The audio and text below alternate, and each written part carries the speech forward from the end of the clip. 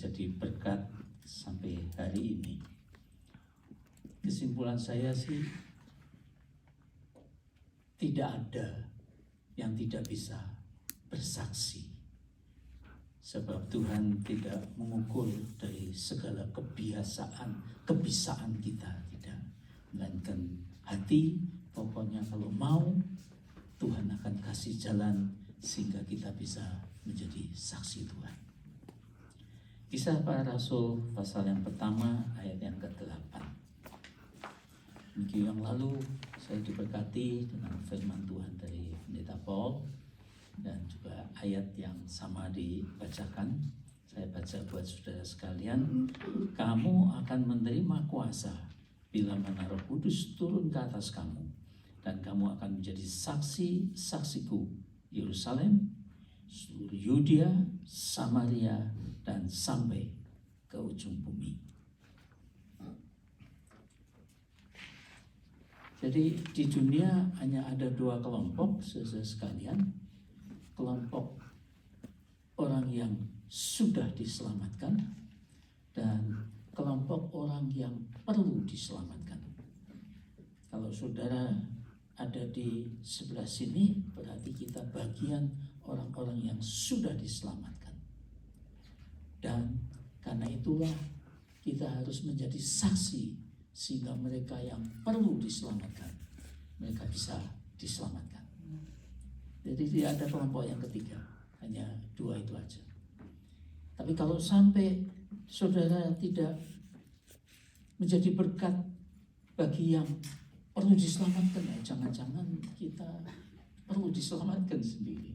Ya, datang kepada Tuhan. Ya, Tuhan Yesus di dalam Yohanes pasal 4 ada satu kejadian yang buat saya menarik. Satu kali murid-murid pergi cari makan, Tuhan Yesus bicara dengan wanita Samaria pinggir sumur. Lalu murid-murid datang, Tuhan bilang, ada makanan lain. Dikiranya ada orang lain yang sudah bawa makanan buat Tuhan Yesus. Tapi maksudnya bukan itu. Tuhan berkata, makananku ialah melakukan kehendak Bapa yang mengutus aku dan menyelesaikan. Jadi buat saya luar biasa ya. Bekerja bagi Tuhan, menjadi saksi bagi Tuhan itu, bagi Tuhan Yesus seperti makanan. Sesuatu yang enak, sesuatu yang normal, sesuatu yang tiap harinya dijalankan.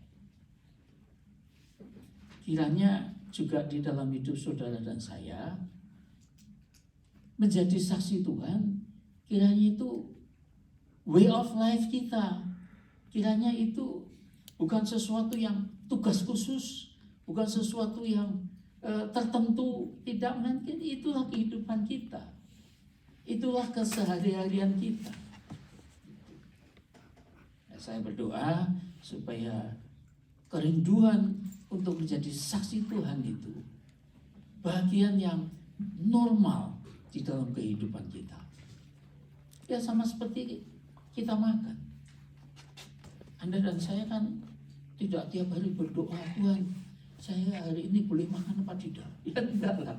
Itu biasa, kecuali memang ada waktu di mana saudara ingin puasa, itu lain lagi. Tapi untuk makan ya sehari-hari lah. Ya. Pagi, siang, sore. Sebagian kita memang hati-hati makannya. Tidak pakai garam, tidak pakai gula. Saya kasih madu sedikit supaya tidak terlalu pahit kopinya tadi. Cuma sedikit sekali. Semua kita mengalami itu. Ya. Jadi saudara sekalian, kita mesti menjadikan kehidupan kita itu sebagai saksi. Ya. Renungan yang dipakai di dalam lembaran yang ada bagus sekali, dilihat bagian belakang nanti dibaca, saudara sekalian akan renungan yang disampaikan itu. Jadi sekali lagi kita percaya pada Kristus, selamatkan, dan kita menjadi alat keselamatan bagi yang lain. Menurut saya malah Tuhan itu ngomongnya begitu Petrus ditanyakan. Petrus ditanya, murid-murid ditanya, kata orang siapa aku? Anak manusia, oh Elia, oh nabi, oh ini. Tapi kata kamu siapa? Jadi Tuhan tidak hanya puas kata orang apa, tapi pribadi. Kamu sendiri apa? Berkata apa? Siapa aku? Petrus spontan kan orangnya. Dia langsung, you are the son of the living God. Engkau anak Allah yang hidup. Tuhan bilang, itu bukan kamu manusia. Itu Roh Kudus itu yang membuka rahasia seperti itu. Memang betul sih. Jadi makanya kita tidak paksa orang untuk harus kenal gini. Kita hanya bercerita biar Roh Kudus sendiri yang membuka hatinya sampai dia bisa percaya kepada Tuhan Yesus. Ya, jangan ditakut-takuti. Apalagi kalau Anda senang itu salon, make up, sedang bawa gunting, bawa pisau. Kalau nanti masuk surga atau neraka ya ketakutan ya. Kalau gitu lari nanti. Balik lagi nanti. Ya, jadi kita ya pakai hikmat. Ya, jadi begitu sekalian. Ya, sebagai bagian dalam kehidupan saudara dan saya. Saksi Tuhan dikatakan Yerusalem, Yudea, Samaria, ujung bumi.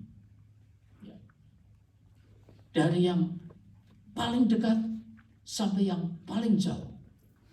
Dan Tuhanlah yang mengaturnya. Gitu.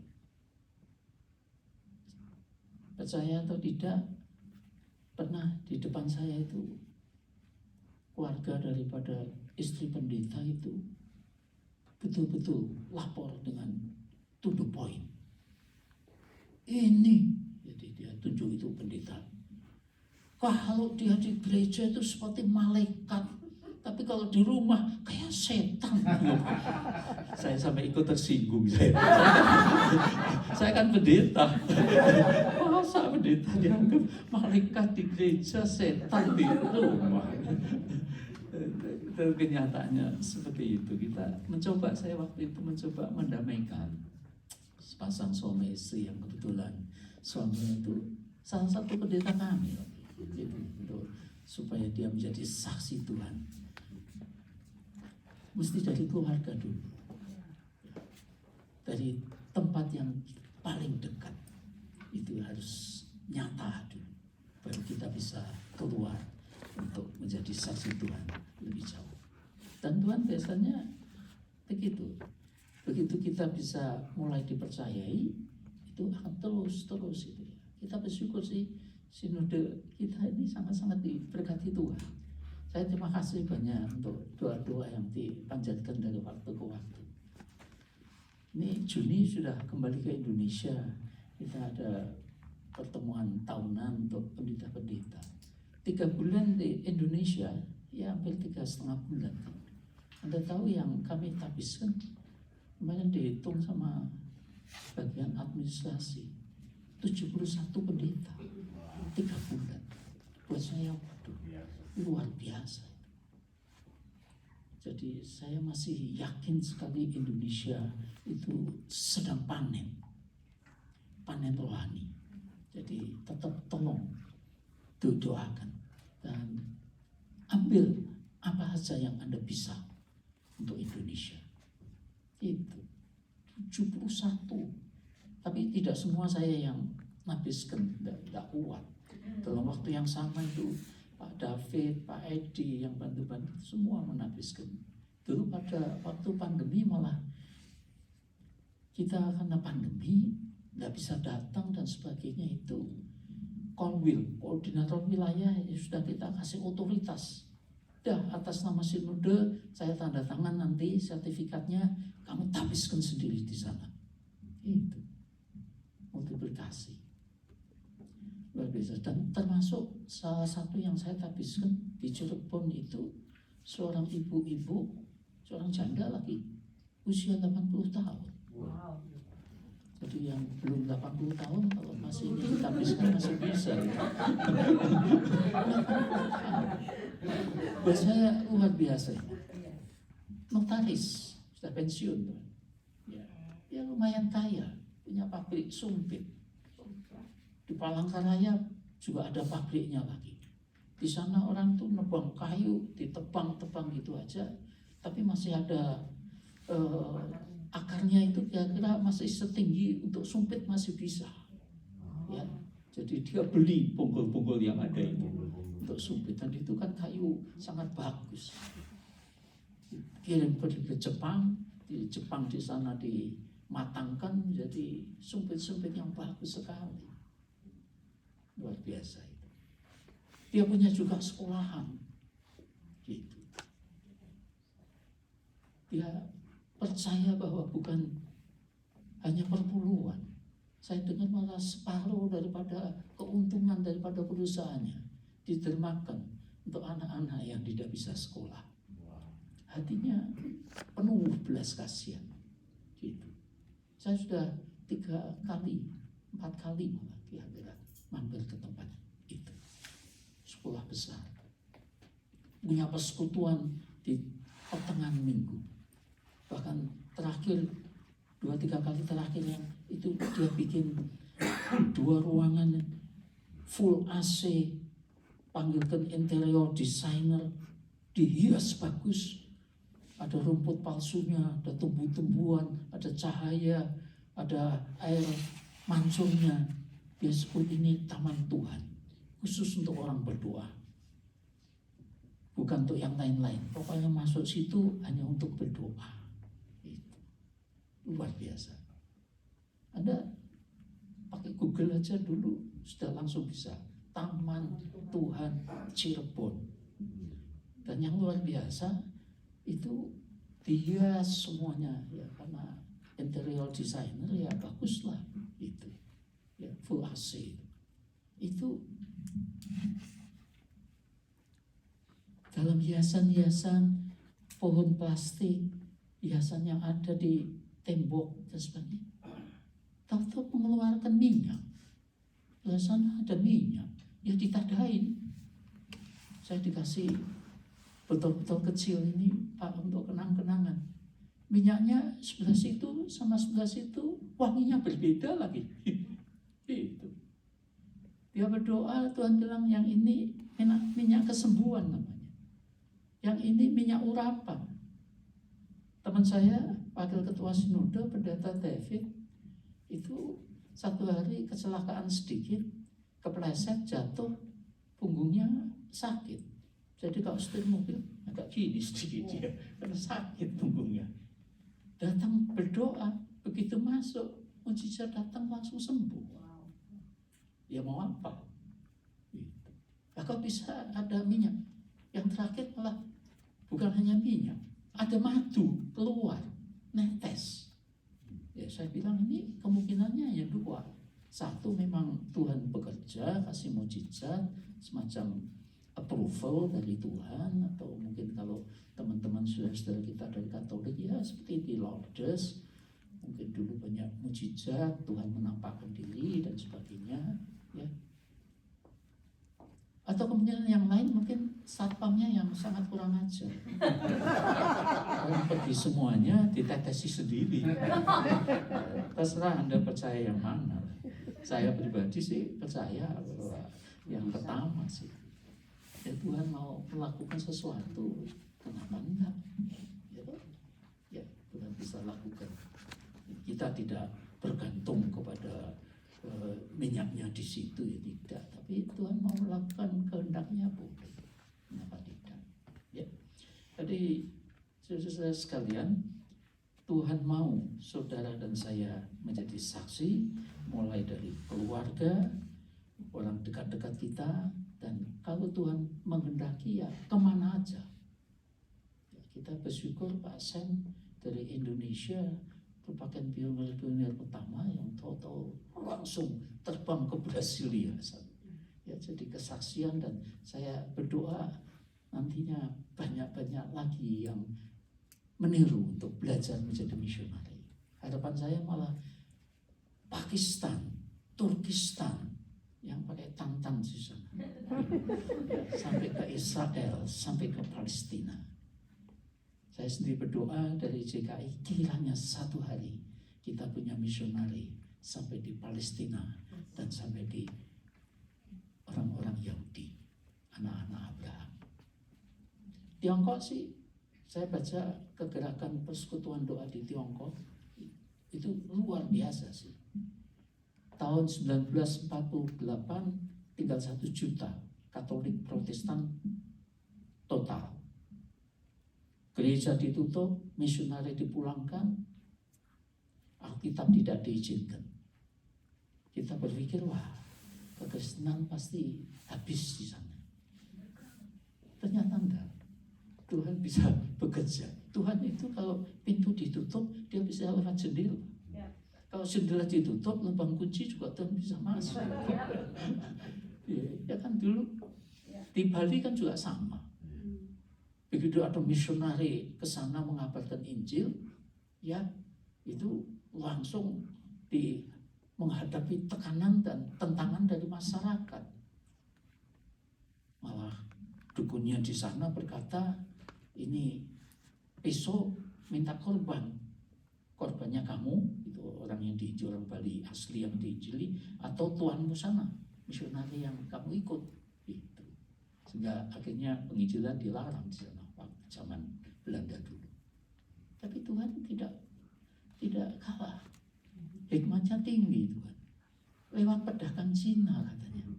Malah kemudian Injil diberitakan. Yang hari ini ada gereja Protestan Bali. Ya hari ini sih nggak bisa dibendung lagi. Seluruh dunia dengan digitalisasi, ya sekarang ini sedang dikembangkan anak-anak muda kita di Indonesia, tidak terbatas. Orang yang tinggal di rumah yang tidak mau dengarkan firman Tuhan, diam-diam bisa. Anda lihat ada di TikTok, dilihat di Instagram, dilihat di Facebook, semuanya. Saya yang gaptek aja kadang-kadang lihat begitu kagum.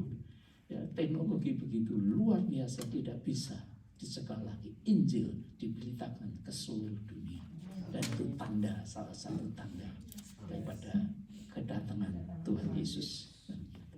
Ya, jadi penting sekali saudara sekalian, menjadi saksi itu ialah kita ini memang terus menerus mengenal, mempunyai hubungan dengan Tuhan. Ya. Apa Tuhan berkata gini, menurut saya bagus. Di samping soal keselamatan, hal yang paling penting dalam hidup ini ialah hubunganmu berjalan bersama Roh Kudus. Ya. Di samping soal keselamatan, yang paling penting ini ialah hubunganmu dengan Roh Kudus di dalam kehidupan dan perjalanan. Jadi Tuhan itu hidup. Kalau agama biasa, agama ya hubungannya hanya dengan peraturan-peraturan, dengan perintah-perintah, dengan seremoni-seremoni. Itu agama. Betul sih, Kristen juga agama, tapi lebih daripada sekedar agama. Kekristenan ialah hubungan pribadi dengan satu pribadi yang namanya Tuhan Yesus itu. Ya, jadi bukan soal peraturannya, melainkan hubungan kita. Makanya penting saudara dan saya menjaga hubungan pribadimu dengan Tuhan. Anjuran saya sih ya entah 20 menit, entah 30 menit, itu tiap hari ngomong-ngomong dengan Tuhan. Baca firman Tuhan, berdoa kepada Tuhan, belajar mendengar Tuhan bilang apa.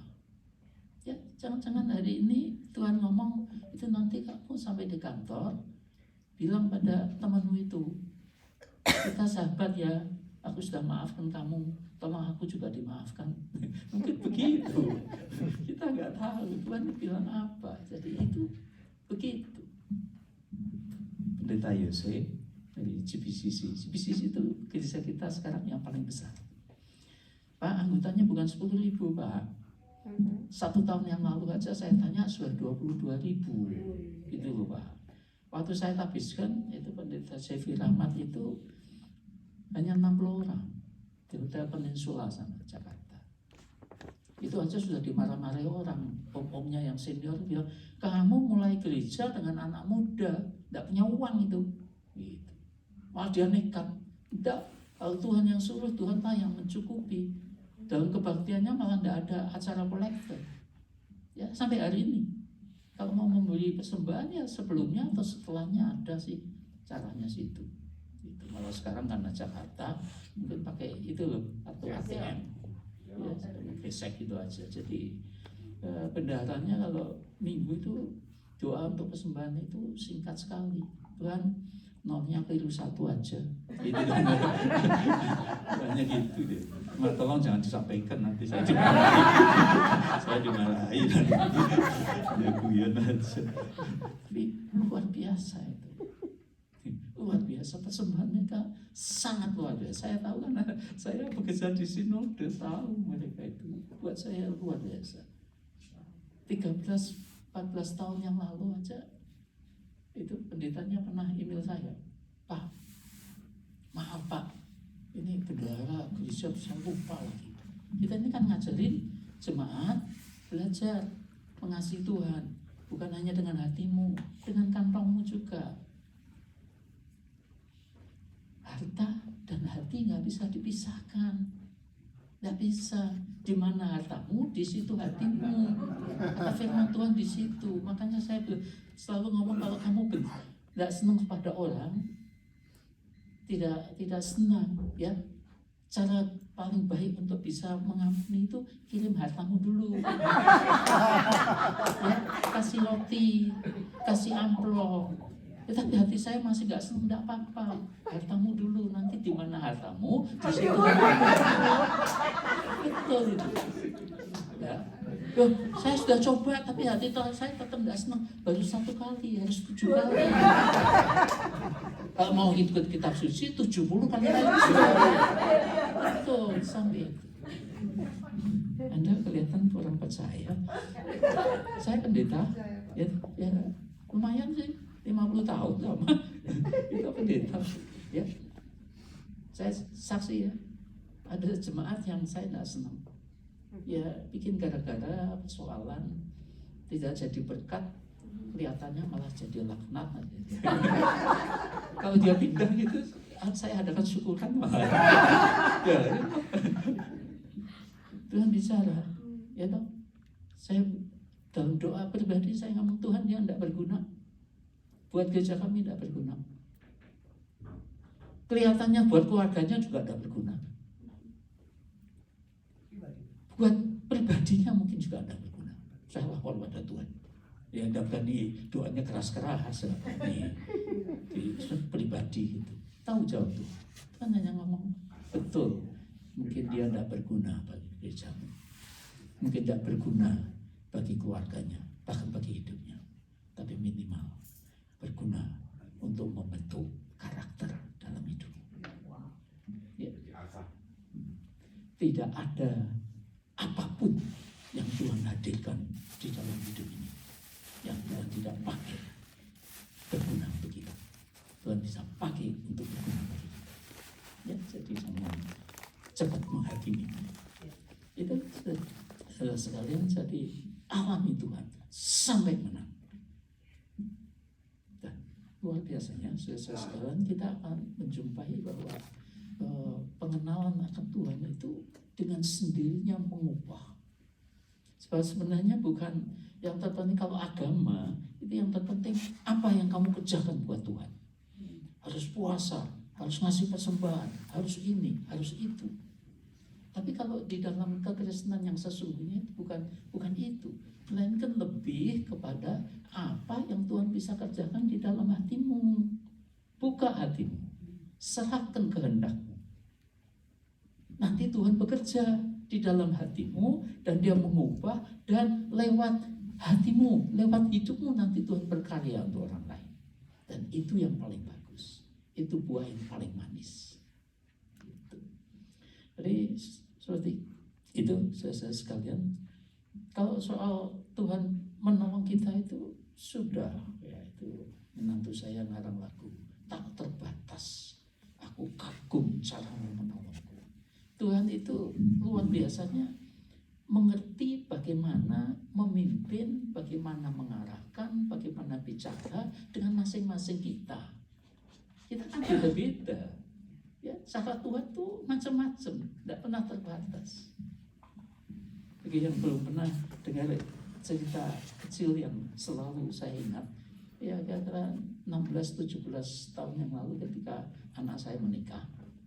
Anaknya sekarang sudah 14 tahun, jadi dia menikah mungkin sudah 17-18 tahun. Diadakan di saat saya uangnya lumayan banyak. Katanya bunga-bunganya aja pada waktu itu aja $30.000. Bunga-bunganya tok. Kan tiap-tiap meja ada bunga itu.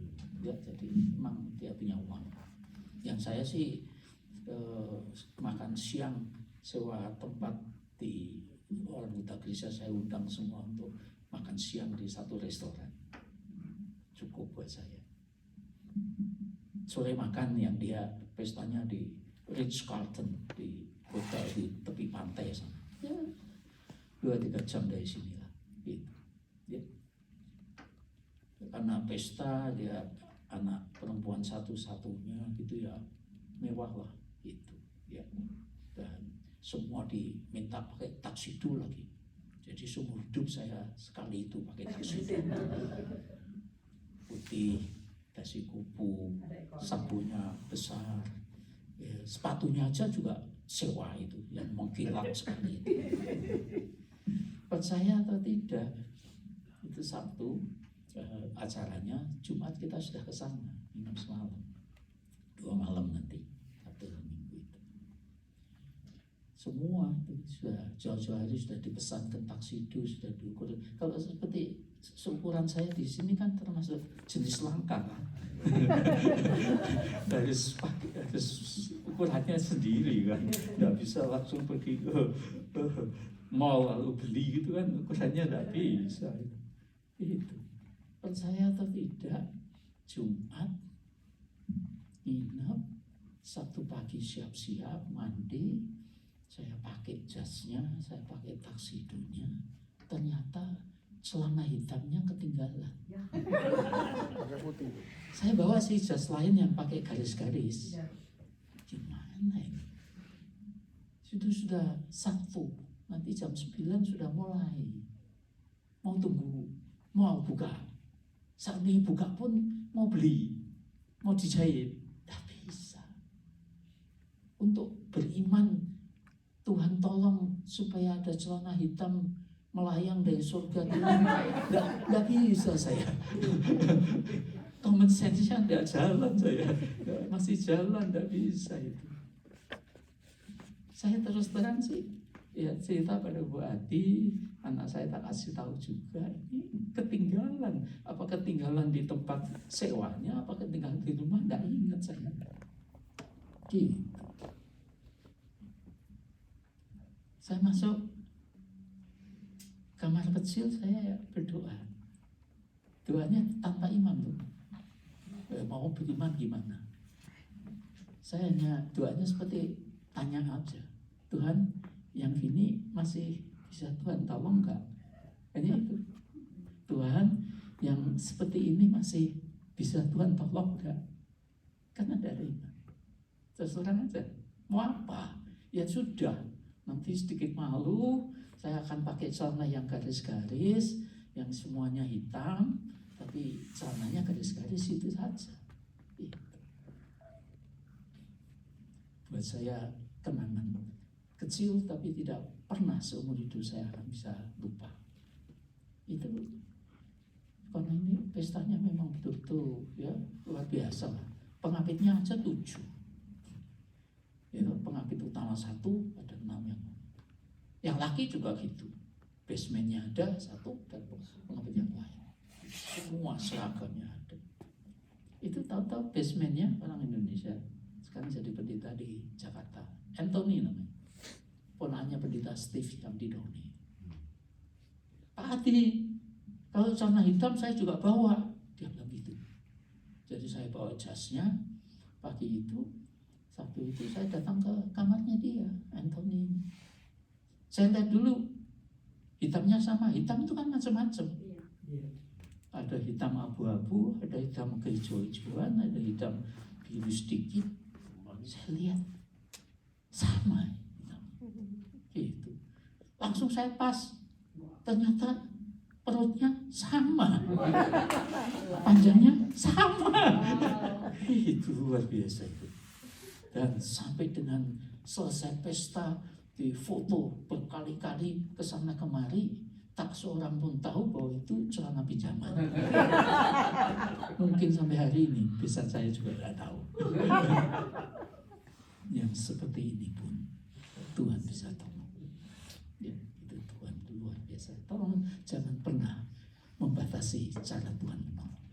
Makanya begitu ada perwira Romawi itu, Tuhan nggak usah datang, katakan sepatah kata aja, anakku akan sembuh, hambaku akan sembuh. Tuhan itu kagum iman. Jadi sekali lagi, iman itu tidak pernah bergantung dengan cara, dengan alat yang Tuhan mau pakai. Tuhan punya segala macam. Bahkan dalam Perjanjian Lama, cari sendiri ayatnya, ada itu. Kalau tidak ada jalan, tapi Tuhan pimpin kita ke arah situ, bekas daripada telapaknya jadi jalan. Itu Tuhan. Ya, jadi jangan pernah hidup di dalam ketakutan. Pak Jerry, saya dengarkan khotbahnya bagus sekali sih. Dia ngomong dengan, kalau kita belajar, hati kita belajar percaya, atmosfer kepercayaan yang ada itulah Tuhan dengan mudah bisa memberikan mujizat-mujizat. Tapi kalau atmosfernya itu ketakutan, kebimbangan, keresahan, itu kuasa gelap yang bisa bekerja dengan baik di situ. Ya, jadi tolong bawa hati selalu dalam suasana belajar percaya kepada Tuhan. Tuhan tidak akan tinggalkan kita dalam segala. Begitu, saudara sekalian, jadi kita tidak hanya bersaksi, melainkan menjadi saksi. Ya, kalau bersaksi itu 10 menit. Kalau terlalu panjang, dimarahin nanti. Itu kan menyaingi pengkhotbahnya. Tapi kalau menjadi saksi 24 jam. Dengan kata, dengan perbuatan, dengan hidup, dengan kantong, dengan hati, dengan tangan, dengan semua yang ada pada hidup kita. Itu bedanya menjadi saksi. Dan menjadi saksi itu sampai mati. Marturia, martir. Gitu. Dan Tuhan memberikan, ya, katakan di sini kamu akan menerima kuasa. Ya, kuasa itu 2 dalam pengertian Perjanjian Baru. Yohanes 1 ayat 12, kepada orang yang menerima dia, percaya pada dia, juga diberi kuasa menjadi anak-anak Allah. Tapi yang Yohanes 1 ayat 12 ini kuasa dalam pengertian otoritas, hak, right. Ya, kita punya hak menjadi anak-anak Allah. Tapi kalau yang Kisah Rasul 1:8 ini bukan exousia, yang ini exousia, yang ini dunamos. Dunamos itu wonder working power, dinamik, kuasa yang nyata, sakit sembuh, buta melek, itu ya, kanker hilang, remisi, itu bahasa medisnya nggak mau bilang hilang tuh, remisi, gitu. Supaya lebih halus gitu, ya. Tapi intinya sama, ya. Itu dua-dua, dan itu tidak monopoli daripada pendeta. Semua kita boleh minta. Saya nulis dulu salah satu waktu belajar di Fuller itu, jadi kita harus pakai kuasa Roh Kudus. Dibetulkan sih sama dosennya. Dalam bahasa Inggris tidak kita pakai Roh Kudus. Roh Kudus pakai kita. Jadi bukan kita yang memakai Roh Kudus. Kita mengizinkan, berserah sehingga Roh Kudus bekerja lewat kita. Tapi bukan kita menggunakan dan memakai dia untuk kemauan kita nanti. Itu. Ya, itu dunamos. Ada tante di Jakarta sudah meninggal sih sekarang. Tidak sapa-sapa, hanya ibu rumah tangga, cuma punya perusahaan kayu itu. Satu kali tukangnya kesurupan. Ya, tukang ini menyembah dewa bulan. Jadi kalau bulan purnama dia wajahnya seperti anak muda. Kalau bulan biasa wajahnya tua. Lama-lama dia mendengar suara-suara diganggu setan, kesurupan. Itu tante ini luar biasa. Nggak usah panggil pendeta, nggak apa, dia temui dalam nama Yesus. Dia doakan, tengking, jatuh, sembuh. Luar biasa, itu namanya dunamos. Ya. Dan saudara dan saya boleh dunamos itu ada dalam hidup kita. Gitu, jadi tinggal dipraktekkan. Saya sih tidak tentu menganjurkan pergi ke rumah sakit, ayo sembuh pulang ya. Jangan begitu. Tuhan aja tidak begitu. Di Bethesda juga hanya pimpinan Tuhan. Ya. Dulu dosen saya John Wimber, pendiri gereja Vineyard itu pendirinya John Wimber. Itu dia berkata ada orang yang tidak punya jempol kaki. Doakan dalam nama Yesus, dia lihat sendiri bisa tumbuh. Dan itu bukan hanya kesembuhan, itu mukjizat sudah. Itu luar biasa. Tapi tidak semua tiap hari harus begitu.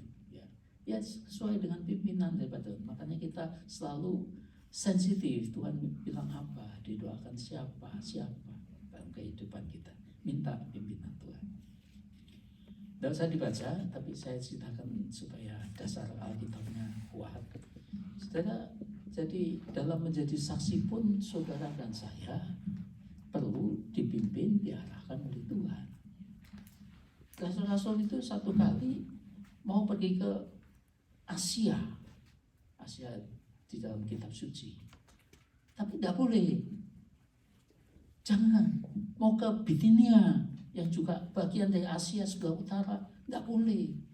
Jadi akhirnya Paulus ya berdoa sambil mikir-mikir kemana, nggak boleh sama Roh Kudus. Kenapa ini? Mimpi, penglihatan, dapat penglihatan, Makedonia memanggil. Makedonia itu Eropa Selatan, ya ke arah Eropa sana. Dan dosen saya ngomong ini pimpinan Roh Kudus luar biasa. Kalau Injil zaman itu menujunya Asia, mungkin hanya agama lokal. Sebab revolusi industri terjadinya di Eropa. Tapi dengan Injil pergi ke Eropa, daratan Eropa, Britania Raya, di mana menguasai dunia secara teknologi, Injil ikut sampai ke Indonesia. Kalau tidak, Injil hanya agama lokal, mungkin paling-paling sampai India aja itu. Ya, itu Roh Kudus. Makanya saya mendorong saudara yang punya family, tolong jangan tunggu sampai umurnya 95. Ya cepat-cepat. Kalau saya yang sudah punya kartu, yang sudah punya bisa jalan-jalan ke Indonesia, jangan hanya jalan-jalan, pakai itu untuk Injil. Kumpulkan sama familymu, kasih makan bersama-sama, dan cerita sedikit pada mereka. Siapa tahu mereka itu dapat Injil dan bisa selamat. Jangan dibiarkan namanya tidak tercatat di dalam kerajaan surga. Dan dari waktu ke waktu saya selalu tekankan pada pendeta-pendeta kami juga. Tidak ada persembahan yang lebih bernilai kecuali jiwa-jiwa. Tidak ada. Ya. Uang apapun boleh. Tetapi yang lebih bernilai adalah bagaimana jiwa-jiwa diselamatkan. Gitu. Jadi saya usulkan, saya ini sebentar lagi ada penggalangan dana untuk suku laut, ya didoain. Dan kalau bisa ikut hadir, hanya $30 ya untuk datang itu, ya, supaya suku laut pun bisa banyak yang diselamatkan oleh Tuhan. Jadi minta pimpinan Tuhan, minta arahan Tuhan dalam kehidupan kita. Dan selalu di tengah-tengah kita itu Tuhan berkata, Tuhan sudah menguning. Tidak semua, tetapi ada orang-orang tertentu yang sudah sebenarnya menunggu kapan Anda menaburkan biji firman, kapan Anda bersaksi, itu sudah ditunggu. Saya punya om, sudah meninggal sekarang. Jumlahnya banyak sekali, dukunnya juga banyak dia, luar biasa dia. Gitu. Saya berdoa. Satu hari kesempatan saya pergi ke kampungnya. Om ini sudah tua itu. Ya, saya langsung tanya, dia sudah agak sakit-sakitan. Om, saya panggil ku itu paman. Om, jimatnya yang paling hebat yang mana toh? Saya bilang gitu. Yang bukan hanya berkuasa untuk kesembuhan, tapi yang bisa menjamin hidup yang kekal di surga. Diam dia, tidak bisa jawab. Jadi saya injili sedikit. Saya bersyukur sebelum meninggal terima Tuhan Yesus. Jadi dia sudah satu jiwa diselamatkan. Ya, tidak ada persembahan yang lebih di hadapan Tuhan kecuali jiwa-jiwa itu. Jadi tolong pastikan kaum kerabat, ponakan, cucu, siapa aja yang masih di Indonesia didoakan supaya jiwanya diselamatkan oleh Tuhan. Gitu. Kisah Rasul pasal 10. Tuhan mau pakai manusia. Kisah Rasul 10 itu tentang Cornelius. Tidak usah dibaca, saya ceritakan sedikit intinya. Cornelius ini perwira Romawi, tahu-tahu malaikat Tuhan datang. Ya, dan ngomongnya gini. Doamu sudah didengar dan persembahanmu sudah diingat. Jadi dua pokok penting itu yang Tuhan utus malaikatnya untuk ngomong. Ya. Jadi kiranya Tuhan kalau ngomong dengan saudara dan saya juga dua itu. Jangan sampai Tuhan suruh malaikat hanya ngomong, doamu sudah didengar, persembahanmu belum ada. Ya, dua-duanya, di mana harta, di mana hati. Makanya persembahan 2 peser pun di hadapan Tuhan tuh langsung Tuhan bersaksi, perempuan ini sudah memberi lebih daripada semua yang kaya, sebab itulah yang ada padanya, persembahan di dalam kekurangannya.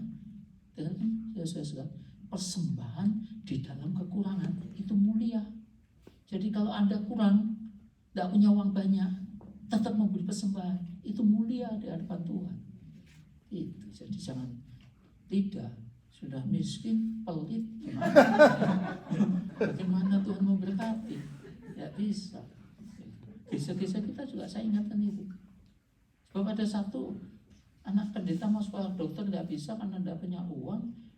Saya cek, ternyata ini gereja kecil ini tidak memberi persepuluhan. Kita ini ngajari jemaat belajar memberi persepuluhan. 10 daripada berkatmu itu miliknya Tuhan. Itu kalau mangga itu bijinya, ya dikupas kulitnya dibuang, isi itu dagingnya dimakan. Cuma pelaunya jangan ditelan. Ya, pelaunya itu bijinya, itu perpuluhan. Kembalikan pada Tuhan. Sebab nanti waktunya itu akan berubah menjadi pohon dan menghasilkan lagi untuk kita. Persembahan itu sesungguhnya intinya sebenarnya itu untuk kita, kepentingan kita. Kalau kita memperhatikan rumah Tuhan, Tuhan memperhatikan rumah kita. Gitu. Dan terus kita juga di sinode kita belajar terus ke arah situ. Itu. Jadi kamu gereja-gereja yang gereja kita sudah 500-an ini. Ya, bersyukur pada Tuhan. Dari yang besar sampai yang kecil-kecil. Itu 500-an lokal di Indonesia. Itu kita ajari 1/10 daripada income gerejamu berikan untuk pelayan pekerjaan Tuhan yang bukan untuk gerejamu sendiri. Lewat sinode yang ada untuk sekolah kita, panti asuhan, beasiswa dan sebagainya. Gitu. Dan itu ini gereja kecil tidak memberi, ngomongnya gini, persembahan kami kecil, jadi kami tidak memberi. Oh gitu, jadi Anda memvonis sinode kita tidak mau terima uang kecil ya? Kamu kira Tuhan juga tidak mau terima uang kecil ya? Tidak pernah baca 2 peser yang dipersembahkan? Tidak boleh. Justru kalau kamu kecil, kamu miskin, uangmu sedikit, belajar supaya surga punya alasan untuk memberkati hidup. Nah ini Tuhan pakai manusia. Itu Cornelius, doamu sudah didengar, persembahanmu sudah diingat. Itu. Lalu malaikatnya ngomong, jadi sekarang utuslah beberapa orang pergi ke sana pantai. Di rumah Simon itu ada orang bernama Petrus, panggil dia. Saya mikir, kok malaikatnya nggak ngomong sendiri aja memberitakan Injil, nggak usah Petrus. Lihat ya, jadi sekalipun malaikat itu juga alat di dalam tangan Tuhan, tapi dia tidak diberikan wewenang, diberikan pelayanan untuk memberitakan Injil. Tidak, yang memberitakan Injil itu saudara dan saya. Panggil itu Simon Petrus supaya dia memberitakan Injil pada kamu. Ya, jadi Tuhan tuh mau pakai manusia. Loh, kalau Tuhan mau pakai malaikat gampang. Hari ini malaikat terbang, itu menuliskan di langit gitu, Yesus Kristus Tuhan dan Juru Selamat. Nanti kan orang melihat semuanya. Tidak, Tuhan mau pakai saudara dan saya. Dan untuk supaya Petrus mau ke rumah Kornelius saja mesti harus dikasih penglihatan. Itu dikasih binatang-binatang haram suruh makan. Dia nggak mau kan, sampai 3 kali itu. Belum pernah saya makan daging yang haram seperti ini. Apa yang dihalalkan Tuhan, jangan diharamkan manusia. Ya zaman itu memang hukumnya Yahudi itu ketat. Kita umat pilihan Tuhan, kita orang-orang kudus, kafir, najis, jangan ke sana. Gitu ya. Beberapa orang yang beragama kan punya hati seperti itu.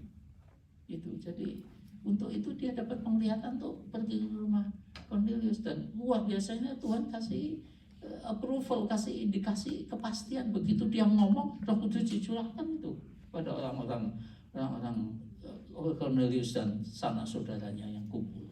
Luar biasa itu, sampai mereka kaget-kaget loh, orang yang kelompok orang Yahudi.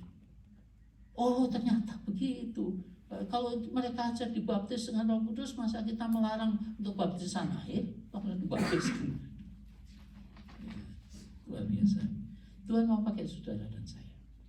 Dan kita bersyukur bahwa $1 itu 16.000 sekarang. Ya,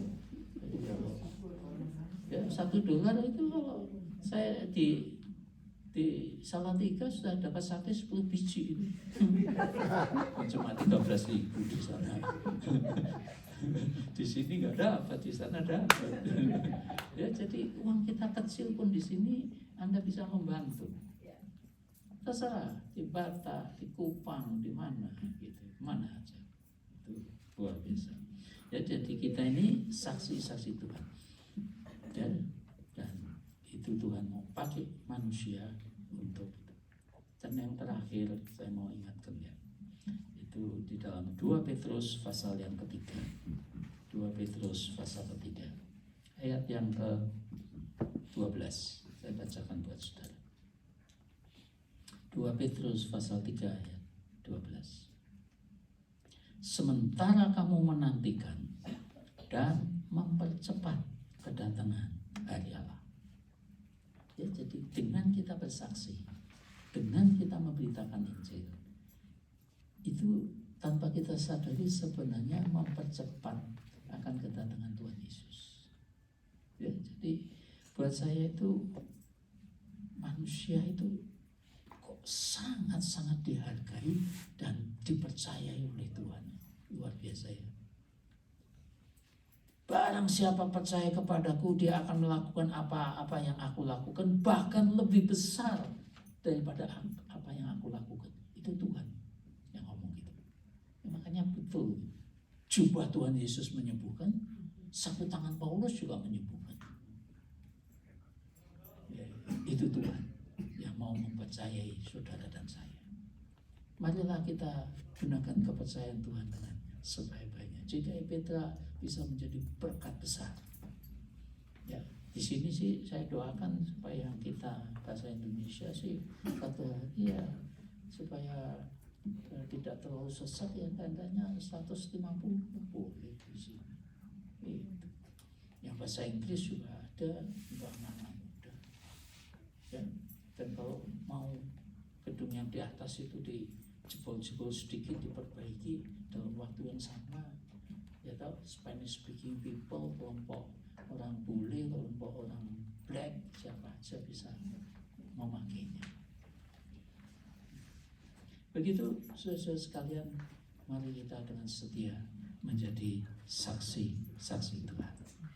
Amin. Mari kita berdiri sama-sama.